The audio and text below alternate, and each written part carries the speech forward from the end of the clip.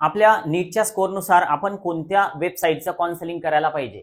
All India quota करायला पाहिजे, state quota करायला पाहिजे की अदर स्टेट करायला पाहिजे, जेणेकरून आपल्या अलॉटमेंटचे चान्सेस वाढतील? या व्हिडिओमध्ये आपण हे सविस्तर बघतोय. तुम्ही जर नवीन असाल तर सबस्क्राईब करायला विसरू नका. बघा, काउन्सिलिंगच्या ज्या टाइप्स आहेत, तर ह्या 3 टाइप्सच्या काउन्सिलिंग आपल्याला कराव्या लागतात. थोडक्यात वेबसाईट वेगवेगळ्या असतात, वेगवेगळ्या ठिकाणी वेगवेगळे डिपॉझिट घेतले जाऊ शकतात, रजिस्ट्रेशन फी प्रत्येकाची वेगवेगळी असते.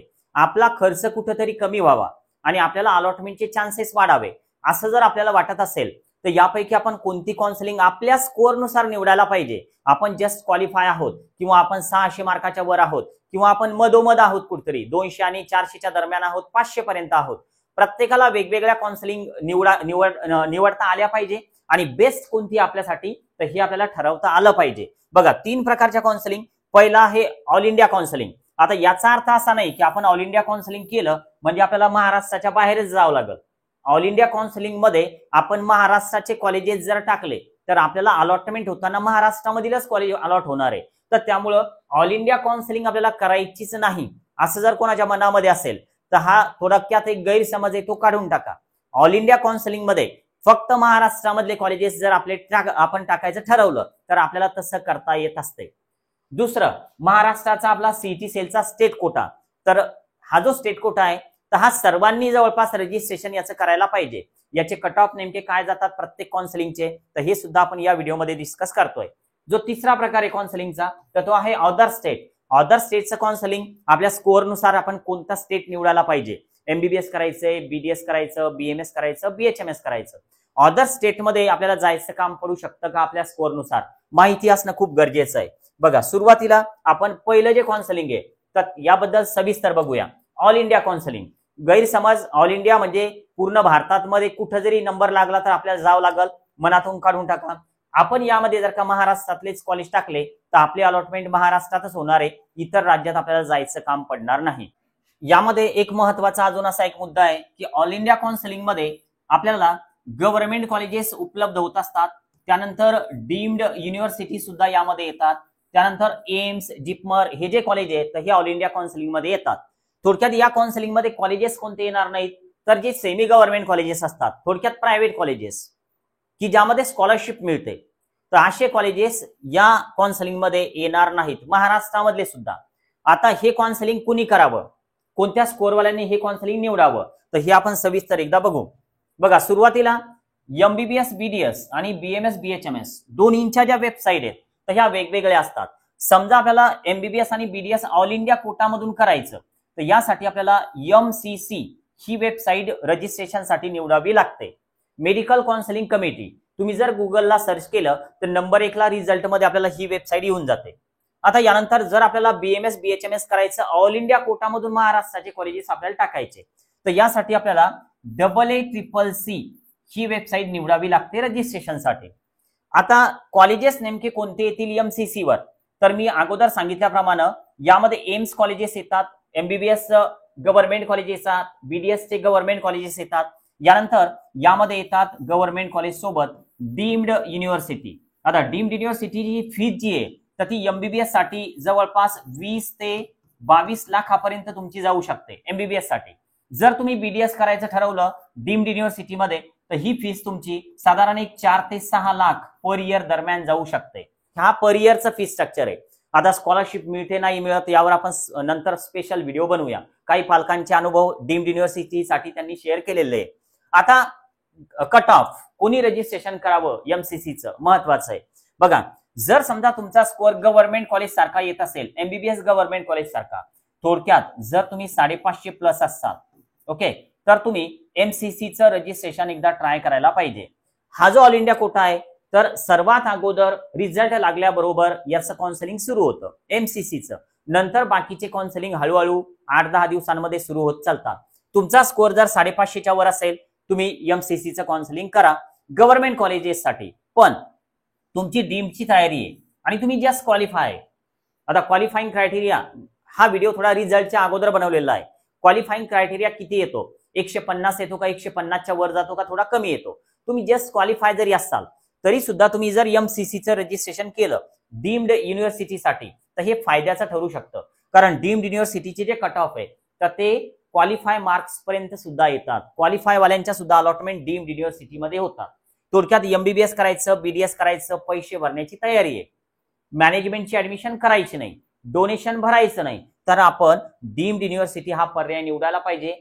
पर इयर पैसे द्यायचं काम पडतं. आपला स्कोअर थोडा कमी जरी असेल तरी आपण डीम्ड युनिव्हर्सिटीचे चॉईस टाकू शकतो. महाराष्ट्रामधले सर्व कॉलेजेस टाका आणि असे कॉलेजेस शोधा अदर स्टेटचे की ज्यांचा कट ऑफ क्वालिफाय मार्क्स पर्यंत येतो. असे कॉलेजेस तुम्ही डीम्ड युनिव्हर्सिटीचे चॉईस करू शकता. राहिला प्रश्न ऑल इंडिया काउन्सिलिंग करायची AA-CCC ची BMS BHMS साठी. यामध्ये सुद्धा गव्हर्नमेंट BMS कॉलेजेस येणार आणि सोबतच डीम्ड युनिव्हर्सिटी येणार.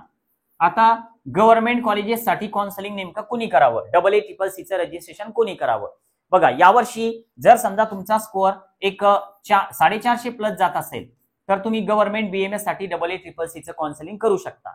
पण यामध्ये थोडं ट्रॅप असं होतात विद्यार्थी, जर आपण AA-CCC चं काउन्सिलिंग केलं, BMS कॉलेज आपण जर का गव्हर्नमेंटचं जॉईन केलं, तर काही राऊंड संपल्याच्या नंतर, दुसरा किंवा तिसरा राऊंड संपल्याच्या नंतर महाराष्ट्राचा MBBS चा कट ऑफ जर समजा कमी यायला लागला तर आपल्याला तिकडनं इकडे शिफ्ट होता येणार नाही. म्हणजे हे ऑल इंडियाचे काही रूल असतात. तर त्यामुळं तुमचं जर गव्हर्नमेंट BMSच करायचं, प्रायव्हेट MBBS ला ऍडमिशन करायची नाही कट ऑफ खाली आला तरी, तर तुम्ही AA-CCC चं रजिस्ट्रेशन करू शकता. आता गव्हर्नमेंट BMS मध्ये अजूनही ऍडमिशन घेण्याचे दुसरे पर्याय तर ते आपण पुढे बघतोय. आता समजा तुम्ही जस्ट क्वालिफाय आणि तुम्हाला BMS किंवा BHMS करायचं, जस्ट क्वालिफाय आहात तुम्ही डीम्ड BMS किंवा BHMS पर्याय निवडू शकता. आता यामध्ये डीम्ड जर आपण निवडलं तर BMS साठी जो खर्च येतो तर तो साधारण एक 4.5 लाख पर इयर ते 7 लाख पर इयर पर्यंत हा खर्च जातो डीम्ड युनिव्हर्सिटी BMS चा. आता BHMS जर आपण निवडलं तर साधारण एक 2 ते 3 लाख पर इयर मध्ये तुमचं BHMS होतं जस्ट क्वालिफाय मार्क्सवर. हे सुद्धा क्वालिफाय मार्क्सवर होण्याचे चान्सेस यावर्षी आहेत, पण यासाठी आपल्याला आपलं स्टेट सोडावं लागतं की काय, तर ते आपल्या ऑल इंडिया रँकवर अवलंबून राहील. तर त्यामुळे याचं काउन्सिलिंग कोण करावं? डीम्ड साठी तुम्ही क्वालिफाय जरी असाल तरी तुम्ही यापैकी MBBS BDS ची कोणती वेबसाईट तुम्हाला निवडायची. तुम्हाला जर MBBS BDS करायचं, MCC चं काउन्सिलिंग करा. BMS BHMS करायचं, AA-CCC चं काउन्सिलिंग तुम्ही करू शकता जस्ट क्वालिफाय असाल तर. आणि समोरचे विद्यार्थी, आता बघूया पुढची स्लाइड की ज्यामध्ये आपल्याला आपला महाराष्ट्र स्टेट कोटा जो आहे तर याचं काउन्सिलिंग नेमकं कोणी करावं, किती स्कोअरला ह्या अलॉटमेंट होऊ शकतात आणि कशा पद्धतीने होतात. बघा, जर तुम्ही नीट एक्झाम दिलेली असेल, तुम्हाला निगेटिव्ह जरी मार्क्स असतील तरी सुद्धा तुम्ही महाराष्ट्र CET सेलचं रजिस्ट्रेशन करू शकता. तुम्हाला स्कोअर किती जरी असला, समोर 720 पैकी 720 जरी असले तरी सुद्धा हे रजिस्ट्रेशन तुम्ही करून ठेवा. आपल्या महाराष्ट्र CET सेल काउन्सिलिंगचा एक क्रायटेरिया असतो की यामध्ये महाराष्ट्र डोमासाईल स्टुडंट आवश्यक असतात. तर त्यामुळं इतर राज्यातले मुलं आपल्या या स्टेट कोटामधून आपले कॉम्पिटिटर नसतात. तर त्यामुळे सर्वांनी याचं रजिस्ट्रेशन करणं गरजेचं. थोडक्यात काय गरजेचं असं नाही, पण करावं असं माझं म्हणणं आहे. बघा, आता वेबसाईट नेमकी कोणती असते? आपल्याला महाराष्ट्रासाठी एकच वेबसाईट आहे की जी आहे CET सेल. आणि जर समजा आपल्याला हे जरी करायचं असेल BMS BHMS तरी सुद्धा CET सेलच. आणि एक लक्षात घ्या, परत हे रजिस्ट्रेशन फक्त एकदाच होतं. म्हणजे तुम्ही एकदा 1000 रुपये जर का पे केले या वेबसाईटवर तर या दोन्हींचं रजिस्ट्रेशन या 1000 मध्येच होतं. म्हणजे MBBS BDS चं रजिस्ट्रेशन वेगळं आणि BMS BHMS चं रजिस्ट्रेशन वेगळं असं करायचं काम नाही. एकदा काउन्सिलिंग सुरू झालं CET सेलचं की एकच फॉर्म आपल्या समोर येणार, तर तो आपण आपली माहिती भरून सबमिट करायचा. 1000 रुपये पे करायचे. मागच्या वर्षी 1000 रुपये फी होती, यावर्षी काय फी येते हे नंतर आपण बघूया. आणि ते सगळे कॉलेजेस जे MBBS BDS BMS BHMS तर हे गव्हर्नमेंट आणि सेमी गव्हर्नमेंट सर्व कॉलेजेस आपण चॉईस फिलिंग मध्ये ठेवू शकतो. पण यामध्ये एम्स, जिपमर, डीम्ड युनिव्हर्सिटी हे कॉलेजेस येणार नाहीत. महत्वाचं आहे की आता कॉलेजेस नेमके कोणकोणते येतात हे नेमकं मी तुम्हाला सांगितलं की यामध्ये गव्हर्नमेंट कॉलेजेस येतील, गव्हर्नमेंट एडेड कॉलेजेस येतील CET सेलवर. त्यानंतर यामध्ये सेमी गव्हर्नमेंट म्हणजे प्रायव्हेट कॉलेजेस सुद्धा येतील. आता सेमी गव्हर्नमेंट हे जे कॉलेजेस आहेत तर हे प्रायव्हेट कॉलेजेस असतात, फक्त यामध्ये स्कॉलरशिप मिळते. या ठिकाणी सुद्धा हेच कॉलेजेस येतात, गव्हर्नमेंट आणि सेमी गव्हर्नमेंट म्हणजे स्कॉलरशिप मिळणारे कॉलेजेस. आता डीम्ड युनिव्हर्सिटी आपल्या CET सेलवर उपलब्ध नाही, चॉईस मध्ये आपल्याला ठेवता येणार नाही. काउन्सिलिंग नेमकं कोणी करावं, कट ऑफ किती जाऊ शकतो? बघा, आता तुम्ही जस्ट क्वालिफाय जरी असाल तरी सुद्धा तुम्ही इकडे रजिस्ट्रेशन करू शकता. पण तुम्ही जर क्वालिफाय नसाल तर तुम्हाला MBBS BDS चे चॉईस टाकता येत नाही. तुम्हाला 0 मार्क्स आहे, तुम्हाला निगेटिव्ह मार्क आहे, तुम्ही रजिस्ट्रेशन करू शकता. फक्त तुम्हाला एमबीबीएस बीडीएस ची चॉईसेस टाकता येणार नाही तुम्ही जर क्वालिफाय नसाल तर त्यामुळे इथला कट ऑफ किती जातो बघा. एमबीबीएस साठी एक विचार केला यावर्षी आपण तर वेगवेगळ्या ठिकाणचे वेगवेगळे जे पण समजा रिव्ह्यूज आहेत तर ते वेगवेगळे येतात विद्यार्थ्यांचे क्लासेस वाल्यांचे. तर एक प्रेडिक्शन असं आहे की हा जो कट ऑफ आहे तर हा साधारण एक 460-470च्या वर जायला पाहिजे सेमी गव्हर्नमेंट कॉलेजचा. ओके, सेमी गव्हर्नमेंट 470-480च्या वर जायला पाहिजे सेमी साठी बोलतोय मी. आता गव्हर्नमेंटचा जो कट ऑफ आहे तर एक अंदाज असा आहे की तो 500च्या वर जायला पाहिजे एमबीबीएस साठी. बीडीएसचा वेगळा असणार आहे. आता बीडीएसचं कसं असतं जर तुम्हाला बीडीएस जर करायचं असेल तुम्ही जर चॉईस टाकत घेतले तर दरवर्षी किंवा 2022-21 मध्ये असं झालेलं होतं 23 मध्ये असं झालेलं होतं की बीडीएसच्या सीट्स वॅकंट राहत चाललेल्या होत्या आणि शेवटच्या राऊंड पर्यंत जे क्वालिफाय तर त्या क्वालिफाय वाल्यांना सुद्धा अलॉटमेंट झाल्या. थोडक्यात तुम्ही जर का 150, 160, 170 पर्यंत जर येत असाल आपला ऑल इंडिया रँक डिपेंड राहील ऑल इंडिया रँकवर की आपल्याला बीडीएस अलॉट होणार आहे का नाही. पण एक यावर्षी एक होप्स अशा आहे की बीडीएसचा कट ऑफ थोडा कमी येऊ शकतो कारण क्वालिफाईंग जो क्रायटेरिया आहे तर तो कमी होईल. तर त्यामुळे 200च्या आत पण असाल तर बीडीएसच्या ज्या होप्स आहे जे चान्सेस आहे तर ते बनू शकतात. तर तुम्ही हे रजिस्ट्रेशन करून बीडीएसचे चॉईसेस टाकायला पाहिजे. आता आलं बीएमएस गव्हर्नमेंट. आता एक रँकवर अवलंबून राहील की नेमकं गव्हर्नमेंट कॉलेज कुठपर्यंत मिळू शकतं. जसं हे सुद्धा रँकवर अवलंबून राहील हे काही फायनल नाही. आता हे जे तर हे एक अंदाज असा आहे की हे 420-430 प्लस जायला पाहिजे गव्हर्नमेंट बीएमएस. आता सेमी जे आहे आता सेमी गव्हर्नमेंट म्हणजे प्रायव्हेट बीएमएस किंवा बीएचएमएस तर याचा विषय आता असा आहे की आमच्या काउन्सिलिंग मधून 2022 मध्ये थोडक्यात आता ही सगळी माहिती जी आहे तर ही कलेक्ट करावी लागते आणि काउन्सिलिंगच्या वेळेस विद्यार्थ्यांना व्यवस्थित ते तसं फॉलो करायला सांगावं लागतं. आता 2022 मध्ये असं झालं होतं की जस्ट क्वालिफाय म्हणजे 96 मार्काला सुद्धा बीएमएस आमच्या काउन्सिलिंग थ्रू अलॉटमेंट झालेलं आहे. पण हे कधी तर हे स्पॉट राऊंडला सेमी गव्हर्नमेंट कॉलेजमध्ये. तर त्यामुळे जर का यावर्षी सेमी गव्हर्नमेंट कॉलेजमध्ये बीएमएसचा किंवा बीएचएमएसचा राऊंड जर झाला आणि सीट जर वॅकंट आल्या तर यावर्षी सुद्धा तसं होण्याचे चान्सेस जास्तीत जास्त वाटत आहेत. तर त्यामुळे तुमचा स्कोर 180 आहे 170 आहे 220 आहे आणि सर बीएमएस 100% मिळेल का. स्पॉट राऊंडची 100% गॅरंटी नसते पण जर मिळालं तर ते मिळून पण जाते. पण स्पॉट राऊंड साठी रिपीट करण्याची तयारी पाहिजे आणि बीएचएमएस जे तर ते क्वालिफाय मार्क्सवर सुद्धा या ठिकाणी मिळू शकतं. आता याचं रजिस्ट्रेशन कोणी करावं तर माझं एक मत आहे की सर्वांनीच महाराष्ट्र सीईटी सेलचं रजिस्ट्रेशन करायला पाहिजे. आता number 3 other state.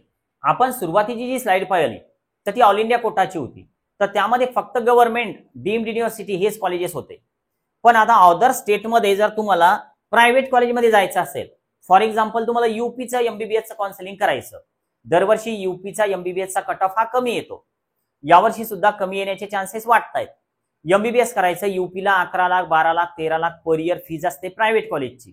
Government कॉलेजसाठी UP जर ट्राय करत असाल तर त्यापेक्षा तुम्ही महाराष्ट्रामध्ये मग अलॉटमेंट घेऊ शकता तुमचा स्कोअर चांगला आहे. आता हे अदर स्टेटचे तुम्हाला एमबीबीएस बीडीएस जर ट्राय करायचे असतील तर प्रत्येक स्टेटच्या वेबसाईट ज्या आहे तर त्या वेगवेगळ्या असतात. तुम्हाला कर्नाटकचं एमबीबीएस करायचं तुम्हाला एमपीचं करायचं तुम्हाला युपीचं करायचं प्रत्येक स्टेटनुसार ही वेबसाईट वेगवेगळी असणार आहे आणि प्रत्येक स्टेटनुसार तुम्हाला या ठिकाणी रजिस्ट्रेशनची फी पे करावी लागणार आहे. तर त्यामुळे तुम्ही जेवढे स्टेट वेगवेगळे निवडसाल तर तेवढा तुमचा खर्च वाढणार तुमचे डिपॉझिट वाढणार. आता समजा तुम्ही स्टेट निवडलं युपी तर युपीचा रजिस्ट्रेशनचा खर्च तुमचा 2,500 रुपये जाणार आहे आणि यामध्ये तुमचं 2 लाख रुपये डिपॉझिट पण जाणार आहे. आता युपीएस सोबत तुम्ही समजा कर्नाटक निवडलं तर कर्नाटकमध्ये पुन्हा रजिस्ट्रेशनची फी वेगळी पे करावी लागणार. जसं ऑल इंडिया कोटा एकदाच फी पे केली की झालं पण त्यामध्ये फक्त गव्हर्नमेंट कॉलेज येतील आणि डीम्ड युनिव्हर्सिटी येतील. पण आता समजा जसे महाराष्ट्रामध्ये प्रायव्हेट कॉलेजेस आहेत तशा अदर स्टेटच्या प्रायव्हेट कॉलेजमध्ये तुम्हाला ऍडमिशन करायची तर यासाठी प्रत्येक स्टेटचं काउन्सिलिंग वेगवेगळं करावं लागतं. तेच बीएमएसचं सुद्धा होतं. आता समजा तुम्हाला एमपीचं काउन्सिलिंग करायचं बीएमएसचं तर एमपीचं रजिस्ट्रेशन वेगळं करावं लागेल. तुम्हाला युपीचं बीएमएस करायचं युपीचं रजिस्ट्रेशन वेगळं करावं लागेल. तुम्हाला कर्नाटका करायचं तर कर्नाटकाचं पुन्हा तुम्हाला वेगळं रजिस्ट्रेशन करावं लागेल. वेगवेगळ्या फीज वेबसाईटवर पे कराव्या लागतील. डिपॉझिट असेल तर डिपॉझिट सुद्धा पे करावं लागेल. ठीक आहे. आता समजा तुम्हाला जर युपीचं एमबीबीएस करायचं असेल तर नक्की तुम्ही आमच्या संपर्कात येऊ शकता कारण दरवर्षी बरेचसे मुलं आपल्या जिजाऊ अकॅडमी थ्रू युपीच्या एमबीबीएस कॉलेजमध्ये ऍडमिशन घेतात. मुली सुद्धा असतात आणि यावर्षी एक पद्धत अशी सुरू केलेली आहे की जे पण मुलीचे पालक आहेत तर त्यांना जर आपण एकमेकांसोबत कनेक्ट केलं तर एकदा जाऊन कॉलेजेस बघून या आणि लक्षात घ्या इथं काही मॅनेजमेंट कोटा नसतो, तर त्यामुळे इथलं ऍडमिशन कोणाच्याही हातात नाही, मॅन्युअली असं काही हस्तक्षेप होणारच नाही त्यामध्ये. हे सगळे अलॉटमेंट मेरिट लिस्टनुसार होतात. ठीक आहे. आता आपल्याला जर समजा कॉलेजेस कोणते येतात यामध्ये, तर हे बघायचंय. बघा यामध्ये जे कॉलेजेस येतात तर हे सगळे या वेबसाईटवर येणारे कॉलेजेस अदर स्टेटच्या, तर हे सगळे कॉलेजेस प्रायव्हेट कॉलेजेस असतील. आता यामध्ये स्कॉलरशिप मिळते का? फाईल बऱ्याच विद्यार्थ्यांनी बनवलेल्या आहे स्कॉलरशिपच्या, पण स्कॉलरशिप आली तर असे खूप कमी उदाहरणं आहे. थोडक्यात आपण स्कॉलरशिपच्या भरवशावर अदर स्टेटमध्ये ऍडमिशन करू नका. एमबीबीएस बीडीएस साठी तर मुळीच नाही. एखाद्या वेळेस बीएमएसच्या फाईलमध्ये एखाद्या वेळेस काही स्कॉलरशिप येऊ शकते कमी प्रमाणामध्ये, पण येईल याची गॅरंटी नाही. आता यामध्ये सुद्धा प्रायव्हेटच बीएमएस बीएचएमएस कॉलेजेस तुम्हाला येतील.